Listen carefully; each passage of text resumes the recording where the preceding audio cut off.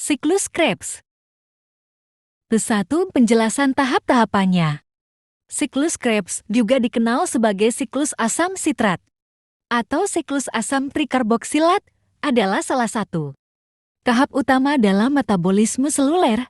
Tahap ini terjadi di mitokondria sel dan melibatkan serangkaian reaksi kimia yang mengubah molekul asam pirufat menjadi energi yang dapat digunakan oleh sel.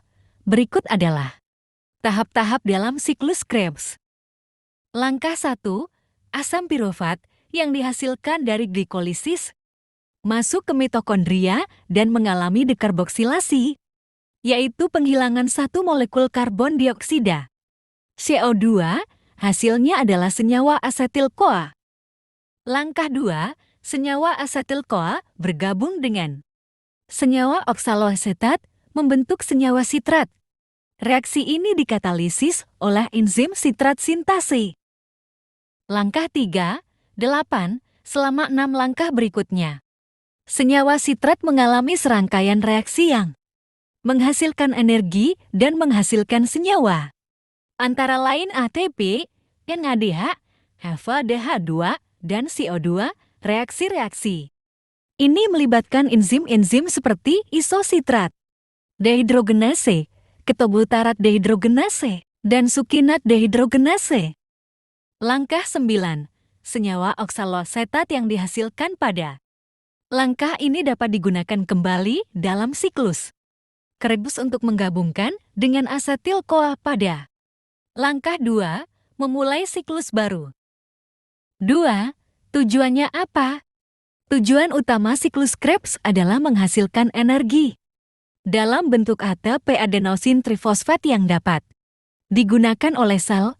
Selain itu, siklus Krebs juga menghasilkan senyawa reduksi seperti NADH dan FA2 yang berperan dalam proses fosforilasi oksidatif untuk menghasilkan lebih banyak ATP. 3. Digunakan untuk apa? Energi yang dihasilkan melalui siklus Krebs digunakan oleh sel untuk menjalankan berbagai fungsi vital, termasuk sintesis protein, kontraksi otot, transportasi zat melintasi membran sel, dan pemeliharaan suhu tubuh. Selain itu, siklus Krebs juga berperan dalam produksi senyawa penting seperti asam amino dan lipid. 4. Berperan ketika apa? Siklus Krebs berperan dalam metabolisme seluler yang terus-menerus terjadi dalam tubuh kita. Proses ini berlangsung ketika tubuh membutuhkan energi seperti saat berolahraga, beraktivitas fisik, atau saat tubuh sedang beristirahat. Selain itu, siklus Krebs juga berperan dalam pemecahan asam amino dan lemak menjadi energi. 5. Terjadi di kondisi tubuh di bagian mana?